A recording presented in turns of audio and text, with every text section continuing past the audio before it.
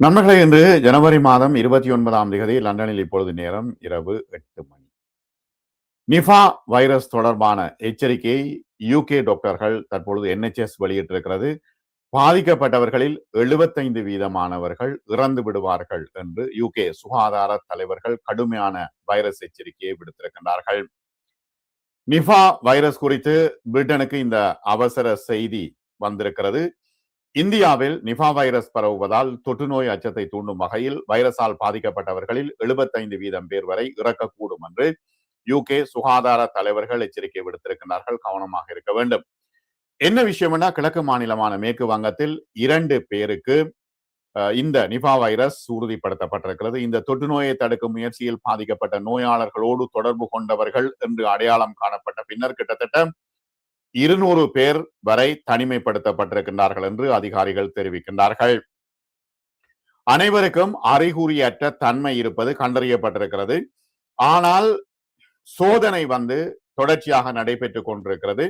வவ்வால்களால் பரவும் இந்த அரிய தொற்று வைரஸ் மனிதர்கள் மற்றும் பன்றிகள் இரண்டையும் பாதிக்கக்கூடும் என்று NHS தற்பொழுது அறிக்கை விட்டிருக்கிறது. மேலும் மீள முடியாத மூளை பாதிப்பை ஏற்படுத்தக்கூடும். தொற்று நோய் அச்சங்கள் அதிகரித்து வருவதால் இந்த வைரஸை புரிந்து கொள்வது முக்கியம் என்று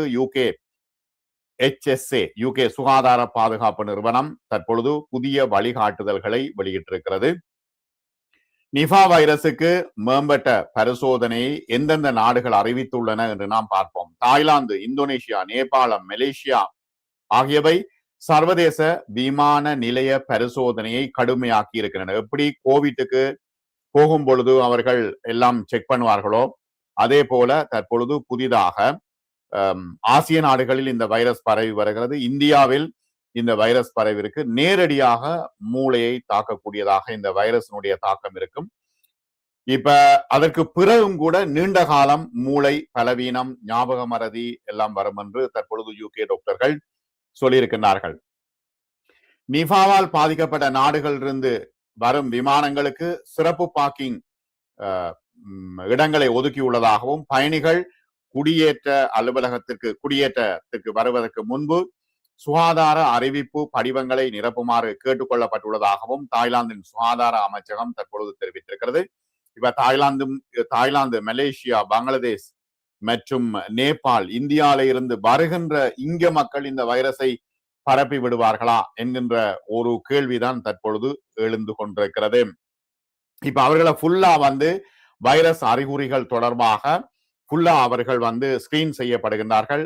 விமான நிலையத்திலும் வெப்பத்தை அளக்கக்கூடிய ஸ்கேனர்கள் நிறுவப்பட்டிருக்கின்றன என்று தெரிவிக்கப்பட்டிருக்கிறது. ஆகவே இந்த வைரஸ் பரவுவதை தடுக்க சிறந்த வழி என்ன என்ற கேள்விக்கு பதில் என்னவெனில், சீனாவில் உள்ள சமூக ஊடக சேனல்கள் இந்தியாவில் வைரஸ் பரவுவது குறித்து கவலை தெரிவிக்கும் பதிவுகளால் நிரம்பி வழிகின்றன என்று செய்திகள் வெளியிடப்பட்டிருக்கிறது. இப்ப இந்தியாவுடனான பயணத்தை தடுக்க முடியுமா என்று சீனா தற்பொழுது யோசித்துக் கொண்டிருக்கிறது. ஆகவே இந்த வைரஸ் பரவத்தான் போகிறது என்று யூகேயில் உள்ள டாக்டர்கள் சொல்லிக் கொண்டிருக்கிறார்கள். இந்த வைரஸ் 2020 முதல் உலகம் முழுவதிலும் கோவிட் வைரஸை போன்ற தாக்கத்தை ஏற்படுத்தக்கூடியதா என்கின்ற கேள்விகள் தற்பொழுது எழுகின்றன. ஆய்வுகள் நடைபெற்றுக் கொண்டிருக்கின்றன. தீவிரமான சிகிச்சை வேண்டும். அதற்கு பிறகுதான் இதனை நிர்வகிக்க முடியும். இந்த வைரஸ் தொடர்பான பிரச்சனையை நிர்வகிக்க முடியும் என்று தெரிவிக்கின்றார்கள். இப்ப இங்கேயும் அச்சம் தெரிவிக்கின்றார்கள் யூகேயில் பிரிட்டிஷ் டாக்டர்கள். விமான நிலைய சுகாதார பரிசோதனைகளை தவிர நல்ல சுகாதாரமான இடம், சரியான காற்றோட்டம், கூட்டத்தை தவிர்ப்பது, நோய்வாய்ப்பட்டிருக்கும் பொழுது வீட்டிலேயே இருப்பது, சரியான நேரத்தில் மருத்துவ ஆலோசனையை பெறுவது, நோய் எதிர்ப்பு சக்தியை உண்டாக்க ஆரோக்கியமான வாழ்க்கை முறையை பின்பற்றுவது. ஆகவே வைரஸை தடுப்பதற்கான நடவடிக்கைகளை ஒவ்வொருவரும் மேற்கொள்ள வேண்டும் என்று இப்பொழுது அறிவுறுத்தப்பட்டிருக்கிறது.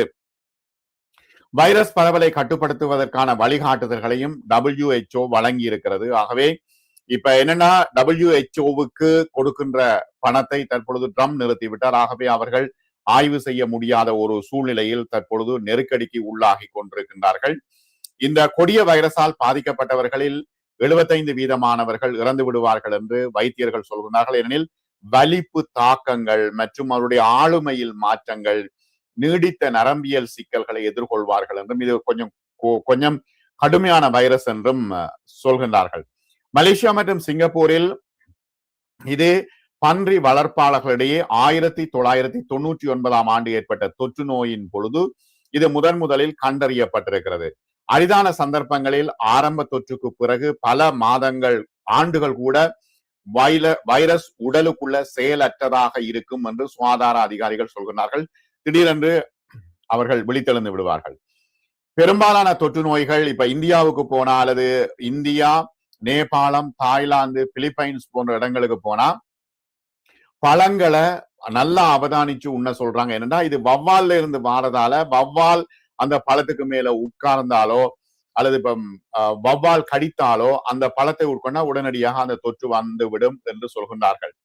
இப்ப கடிக்கப்பட்ட பழங்கள் வவ்வால்களின் உமிழ்நீர், சிறுநீர் அல்லது மலத்தால் மாசுபடுத்தப்பட்டிருக்கும், கவனமாயிருங்கோ. இப்ப பழச்சாறுகள் உண்ணும் பொழுதும் கவனமாயிருங்கோ என்று சொல்லி தற்பொழுது NHS சொல்லி இருக்கிறது.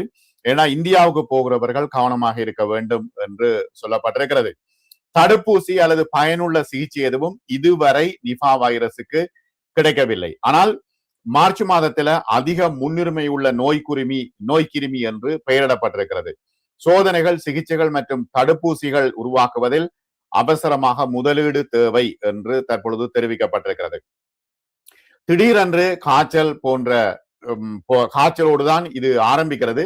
நிமோனியா மற்றும் சுவாச பிரச்சனைகளும் உருவாகலாம்.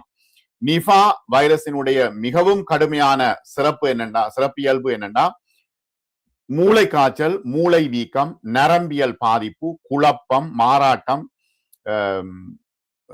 ஞாபக மறதி, வலிப்பு தாக்கங்கள், கோமா போன்றவை பொதுவாக நோய் ஆரம்பித்ததிலிருந்து முதல் பல நாட்கள் செல்லும் முதல் வாரங்கள்ல இருந்தே இந்த பிரச்சனைகள் ஏற்படும் என்று அவர்கள் குறிப்பிடுகின்றார்கள்.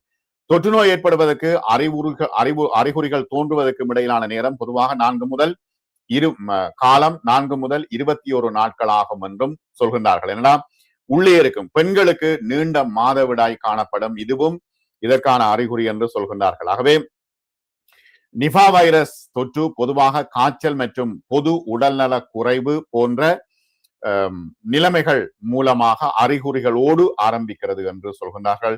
நிமோனியா, சுவாச பிரச்சனைகள் வரும், மூளை அழற்சி வரும், மூளை காய்ச்சல் வரும், நரம்பியல் அறிகுறிகள், வலிப்பு தாக்கங்கள் போன்றவை வரும், பேசுவதில் சிரமம் வரும், கைகால்களில் பலவீனம் போன்றவை வரும், சுயநினைவு இழப்பு கூட வரும் என்று சொல்கின்றார்கள். ஆகவே லேசான நோயிலிருந்து இப்ப 1998 ஆண்டு மலேசியா மற்றும் சிங்கப்பூரில் ஏற்கனவே சொன்னது போல பன்றி வளர்ப்பவர்கள் மற்றும் இறைச்சி கடைக்காரர்கள் பாதிக்கப்பட்டார்கள். இந்த வைரஸ் பாதிக்கப்பட்டதாக முதல் அறிவிக்கப்பட்டது. கிட்டத்தட்ட 250 பேர் பாதிக்கப்பட்டார்கள். அதுல 100 பேர் இறந்து விட்டார்கள். 2014 பிலிப்பைன்ஸ்ல தொற்றுகள் அறியப்பட்டது. என்னன்னா குதிரை இறைச்சியை உட்கொள்வதோடு தொடர்பு பட்டதாக அது வந்திருக்கிறது. 2001 தெற்காசியாவில், வங்காளதேசம், இந்தியாவில் அவ்வப்பொழுது இந்த தொற்றுகள் ஏற்பட்டதாக உலக சுகாதார அமைப்பு சொல்கிறது. ஆகவே தற்பொழுது இருக்கின்ற சூழ்நிலையில் 2018 கேரளாவில் டசன் கணக்கான இறப்புகள் பதிவாகி இருக்கின்றன. ஆகவே இந்தியாவுக்கு போகின்ற பயணிகள் மற்றும் இந்தியாவில இருந்து வருகின்ற பயணிகள் ஸ்கிரீன் செய்து உள்ள எடுக்க வேண்டும் என்கின்ற ஒரு நிலைமையை தற்பொழுது உருவாகி கொண்டிருப்பதாக தெரிகிறது. ஆகவே இந்த நோய் தொடர்பாக தடுப்பூசிகள் இல்லாத நிலையில் மருத்துவர்கள் ஏனைய வைரஸ் தடுப்பு மருந்துகளோடு நோயாளர்களுக்கு சிகிச்சை அளித்து வருகின்றார்கள் என்று தற்பொழுது தெரிவிக்கப்பட்டிருக்கிறது. ஆகவே இந்த நோய் பரவல் தொடர்பான எச்சரிக்கையை UK NHS வைத்திய நிபுணர்கள் தற்பொழுது அறிவித்திருக்கிறார்கள். அவதானமாக இருக்க வேண்டும். இது மீண்டும் ஒரு கோவிட் போல வந்து விடுமோ என்கின்ற ஒரு அச்சம் இருக்கிறது. மற்றும் ஒரு காணொளியில் சந்திப்போம் நண்பர்களே.